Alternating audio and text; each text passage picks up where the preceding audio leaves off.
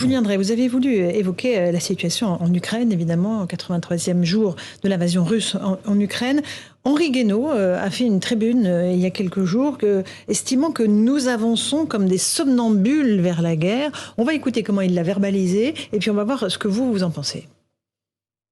Marchons vers la guerre comme des somnambules, c'est-à-dire nous ne nous rendons pas compte, jour après jour, semaine après semaine, de l'engrenage dans lequel nous sommes pris et que nous organisons nous-mêmes. Enfin, nous-mêmes, je parle collectivement, les pays occidentaux, enfin les États-Unis, les pays anglo-saxons et tous leurs alliés, notamment européens. Voilà, il y a quelque chose de fou à ne jamais tirer les leçons de l'histoire. C'est la nature humaine avec sa violence intérieure, son animalité, sa psychologie profonde qui nous entraîne régulièrement dans des catastrophes. Alors on pourrait d'ailleurs appliquer le même raisonnement aux grandes crises financières qui elles-mêmes conduisent à des désastres, parce que là aussi ça part, la crise de 29, début des années 30, économique, a aussi sa part dans la Seconde Guerre mondiale.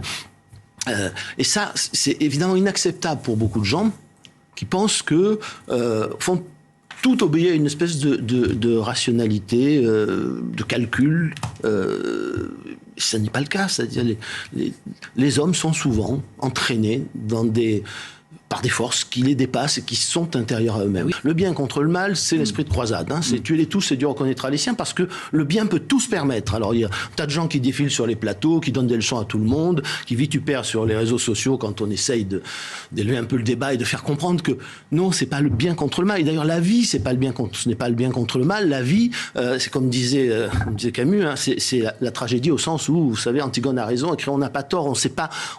En fait, dans aucun catéchisme, vous n'avez la réponse. La réponse, elle est dans la conscience, dans le cas de conscience. C'est ça, la morale de la politique et la nécessité de la politique. Lula a dit une chose très juste, répondant à un journaliste anglais. Il a dit, dans une guerre, il n'y a jamais un seul coupable. Voilà, mais ça, c'est la réalité. Julien Drey, pourquoi est-ce que vous adhérez aux propos d'Henri Guénaud ? On marche vers la guerre ? Qu'est-ce qui vous fait dire ça aujourd'hui ? Je regarde les émissions de télévision sur un certain nombre de chaînes concurrentes, si vous me permettez, qui deviennent des... Mais non, parce que justement, il faut toujours pouvoir apprécier les siens. Il faut toujours aller, comme disait Camus. Mais écoutez, des fois, j'ai l'impression qu'on est dans un discours guerrier. On est en train de comptabiliser les pertes des chars russes, les hommes. On annonce ça comme des bulletins de victoire. On se les attribue. Attention, quoi. Je veux dire, la Russie, c'est une grande puissance. On a l'impression d'oublier cela. C'est une puissance atomique.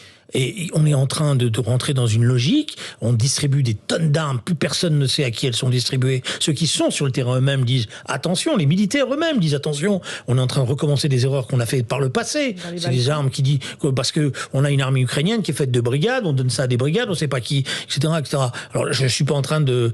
Alors quand je dis ça, je fais toujours attention. Je suis pas en train de dire que Monsieur Poutine c'est un ange, etc. Mais Henri a raison. Henri Guénaud a raison. C'est pas le bien contre le mal. C'est pas aussi simple que ça. Et on est en train de tomber dans le manichéisme politique qui peut conduire à des choses très très graves. Alimenté par les États-Unis, ce manichéisme ? Il est totalement. Les Américains, c'est toujours comme ça qu'ils font la guerre. Il y a le bien, il y a le mal. Ils plaquent leur schéma et c'est eux qui instrumentalisent tout ça. Et l'Europe, pour l'instant, ne sait pas. Alors, je note que Henri Guénaud a été visiblement entendu parce que Monsieur Macron lui-même est en train de marquer un certain nombre de choses et la tension qui est en train de naître avec Monsieur Zelensky, elle est liée à cela parce que quand vous regardez bien la réalité, et d'ailleurs, l'information que vous avez donnée tout à l'heure sur le fait que les combattants de l'usine ont été extraits, sont rendus, etc.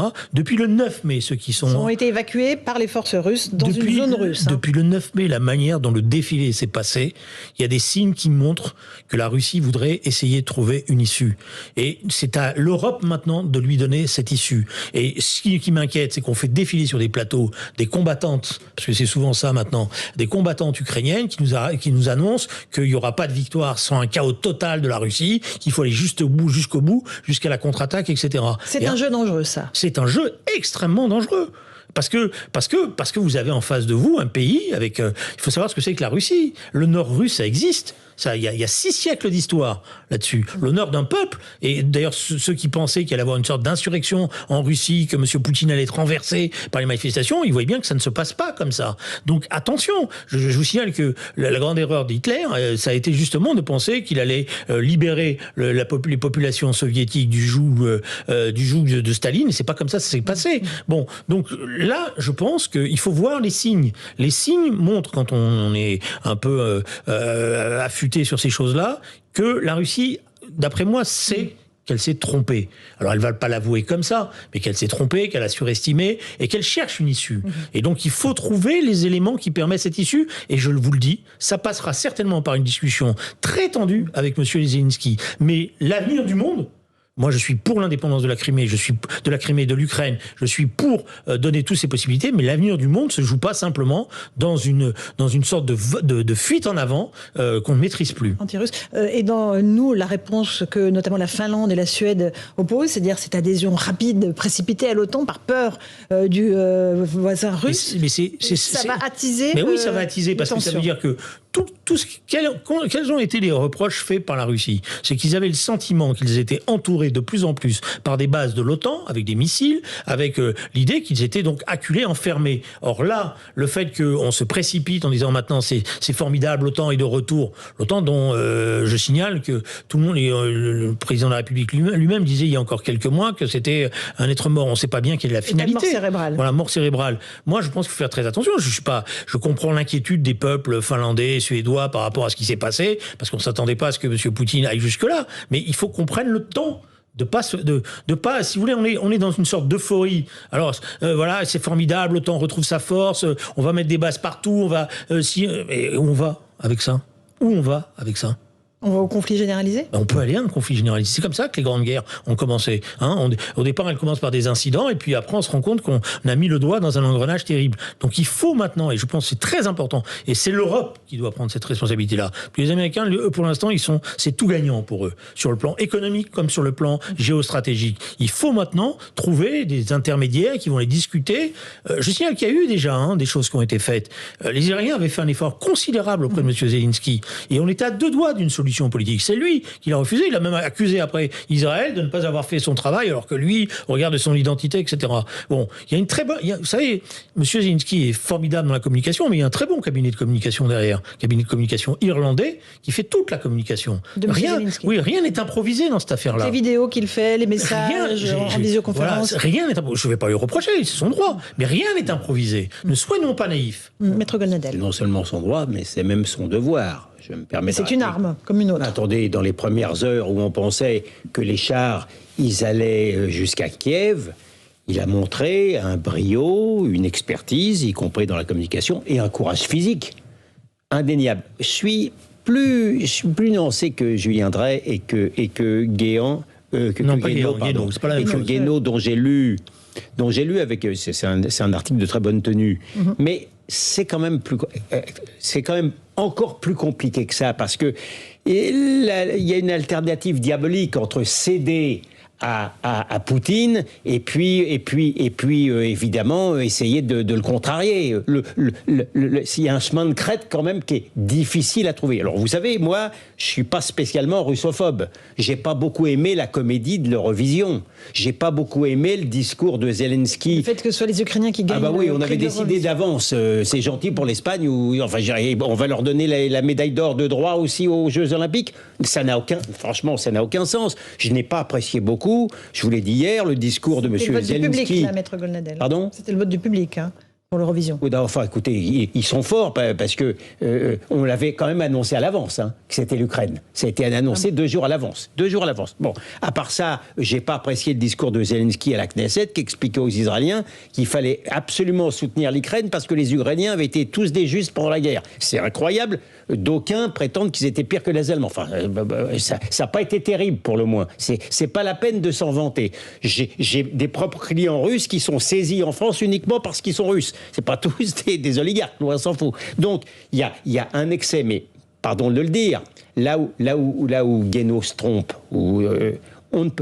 dans une guerre, il peut y avoir quelqu'un qui a raison et quelqu'un qui a tort.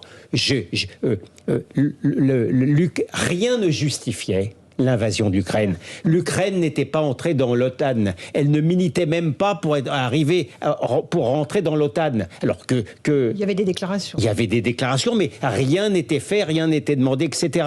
Cette invasion-là est injustifiable avec la meilleure... Oui, d'accord, mais une fois qu'on a dit ça... Non, attends, Julien, une fois qu'on a dit ça... Mais personne ne le conteste.